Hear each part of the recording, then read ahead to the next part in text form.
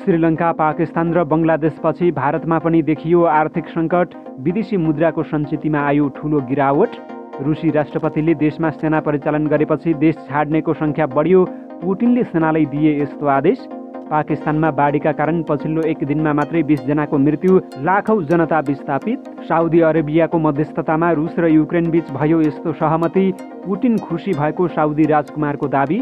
र रुस र चीन बीच सम्बन्धमा दरार आएको पश्चिमको दाबी। के पश्चिमले गरेको दाबी जस्तै रुस र चीनको सम्बन्धमा दरार आएकै हो त? यस सम्बन्धी सबै जानकारी। नमस्कार। ग्रेटर नेपाल टिभीले तयार पारेको न्युज अपडेटबाट यहाँलाई हार्दिक स्वागत छ। अब न्युज अपडेट विस्तारमा।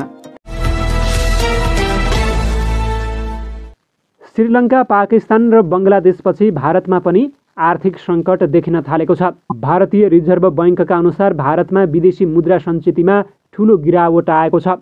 भारतमा अब विदेशी भण्डार 5.2 अर्ब अमेरिकी डलर घटेर 545.6 अर्ब अमेरिकी डलर पुगेको त्यहाँको रिजर्भ बैङ्कले जनाएको छ। समाचार एजेन्सी पिटिआईको रिपोर्ट अनुसार 3 महिना अघि मात्र भारतको सञ्चित 600 अर्ब अमेरिकी डलर रहेको थियो। भारतको बैङ्कमा विदेशी मुद्राको सञ्चित घटेकाले भारतमा पनि आर्थिक सङ्कट देखिन थालेको त्यहाँका विश्लेषकहरूले बताउन थालेका छन्। रुसी राष्ट्रपति भ्लादिमिर पुटिनले देशमा आंशिक रूपमा सेना परिचालन गरेपछि विरोध प्रदर्शन भएको छ। आंशिक सेना परिचालनपछि रुसबाट पलायन भएकाहरूलाई जर्मनीले आश्रय दिने समाचारहरू पनि सार्वजनिक भएका छन्।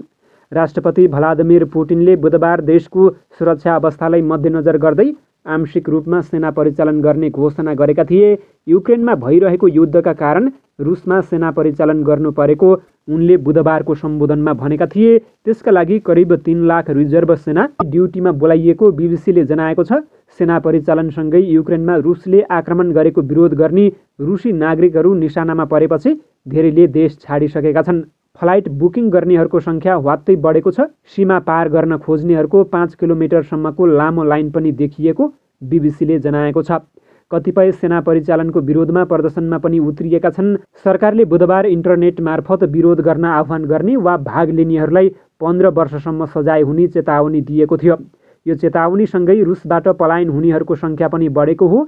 युक्रेनमा रुसले आक्रमण गरेको विरोध गर्ने धेरैजसो सामाजिक कार्यकर्ताहरू मस्को र सेन्ट पिटर्सबर्गबाट पक्राउ परेका छन्। यसैगरी साइबेरियाई सहरहरू इर्कुत्स्क र याकातेरिबर्गबाट पनि दर्जनौँलाई पक्राउ गरिएको छ। यसैबीच जर्मनीका एक मन्त्रीले रुसबाट पलायन भएकाहरूलाई शरण दिने जनाएका छन्। गम्भीर दमनको खतरामा परेका रुसी जनताले शरण मागेमा अन्तर्राष्ट्रिय नियमअनुसार उनीहरूले जर्मनीमा सुरक्षा प्राप्त गर्न सक्नेछन्। गृहमन्त्री न्यान्सी फेसरले एक पत्रिकालाई दिएको अन्तर्वार्तामा भनेका छन्।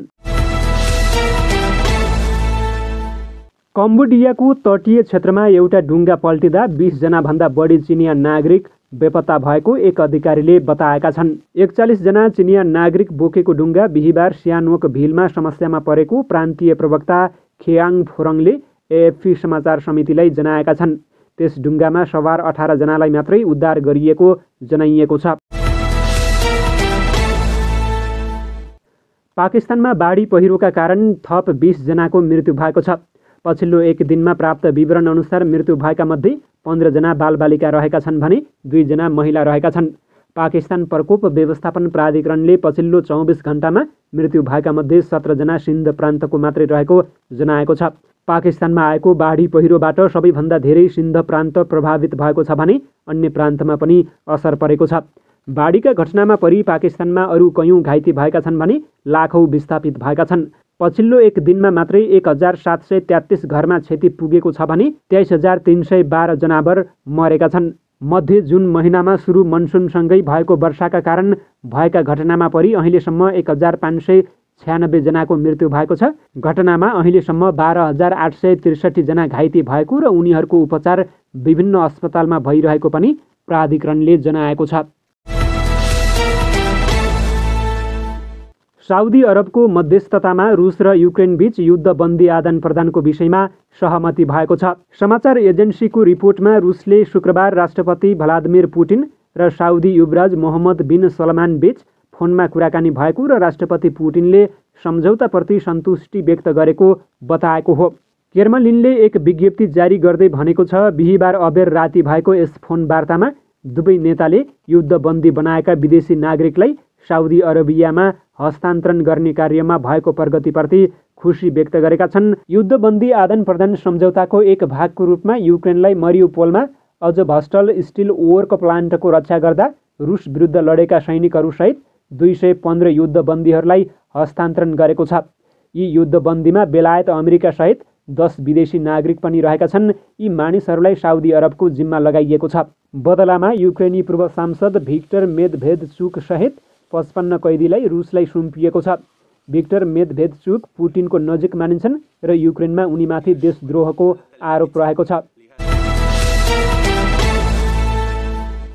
पश्चिमका केही विश्लेषकहरूले युक्रेनका विषयमा बेजिङले मस्कोसँग सम्बन्ध तोड्न खोजेको दाबी गरिरहेका छन्। गत जुन महिनामा चीन सरकारले रुससँगको उत्तरपूर्वी सीमामा सैन्य अभ्यास गरेको थियो।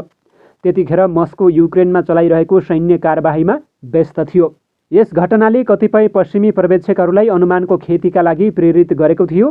सीमा क्षेत्रमा चीनले इतिहासका अन्यायलाई सम्बोधन गर्न खोजेको भनी उनीहरूले कुनै पनि प्रमाण प्रस्तुत नगरिकन अनुमान गरेका थिए।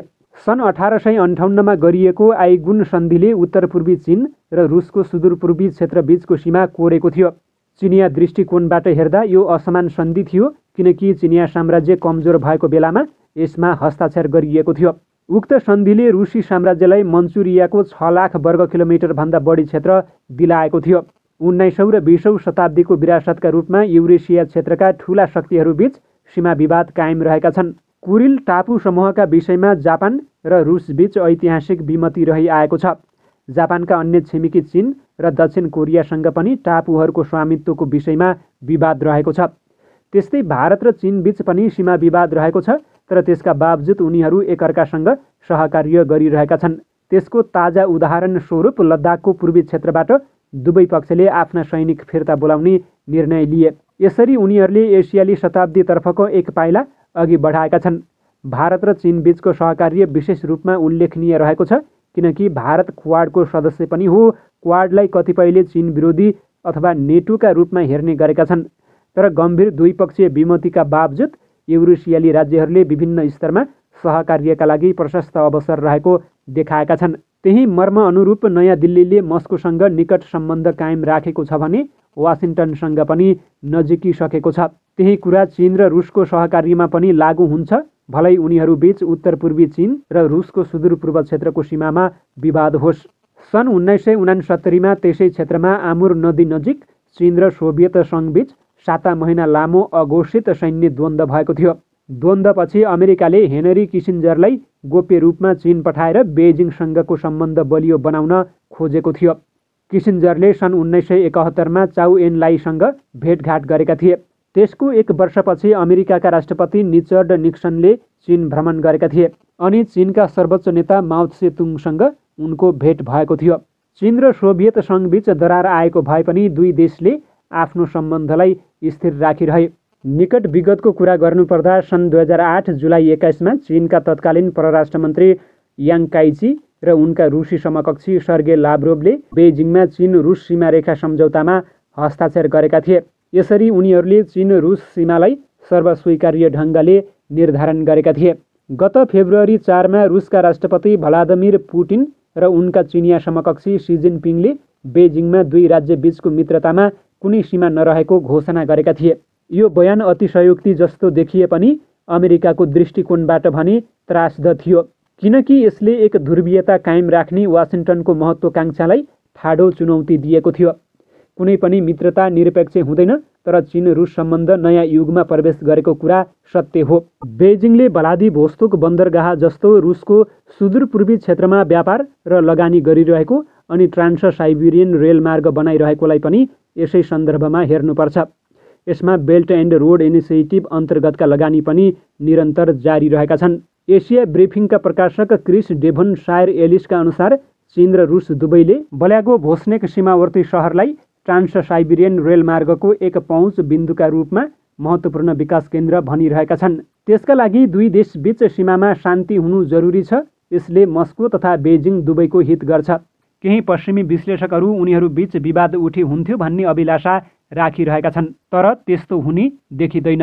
तर अमेरिका नेतृत्वको पश्चिमले सीमारहित मित्रताको अवधारणालाई चुनौती दिनका लागि प्रचारबाजी र कूटनीति जारी राखेको छ।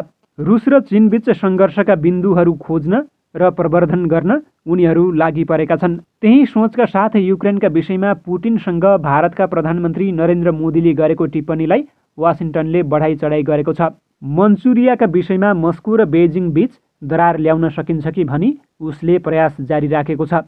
अमेरिकाको प्रभावमा परि जापानले कुरिल टापु समूहका विषयमा रुससँग न्यु खोज्न थालेको छ। तर चीनले त्यस्तै किसिमको व्यवहार गर्छ भन्ने छैन। चीन र रुसको युरोसियाली रणनीतिक चासो निकै गहिरो छ अनि दुवै देश द्विपक्षीय विवादका बावजुद सहकार्य गर्नका लागि सुझबुझपूर्ण कूटनीतिक संयन्त्रको उपयोग गर्दछन्। त्यसका साथै उनीहरूले एसियो र ब्रिक्स जस्ता समूहको उपयोग गरी सबैलाई अधिकतम लाभ हुने हिसाबमा आफ्ना दृष्टिकोणहरूलाई समन्वय गर्नेछन्।